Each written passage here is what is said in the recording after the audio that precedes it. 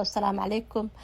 walaalayaal gabadhan qisadeeda idin wada halkan waxa ka garan kartaan ama ka baran kartaan ilmaha inaad guriga ku dhex xirin insha Allah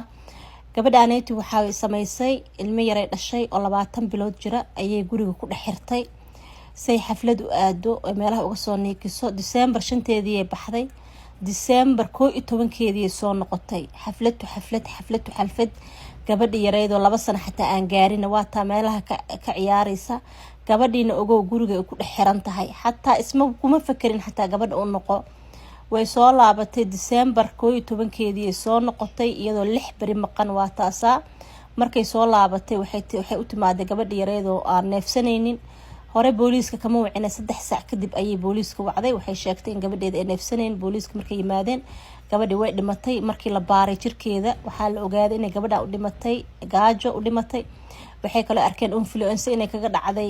qabow xun uu galay waxay kale arkeen diaper rash inuu gabadha dabada go'go'day waa taas daalimadii waa la soo xiray waxay kale ogaadeen gabadhan halkan maalin mooyaane 6 mar oo hore inay guriga ku xirtay oo ma aragtay waa markaan way u baratay 6 mar Ilaahay ku badbaadiyay gabadha laakiin markaan waa markii 7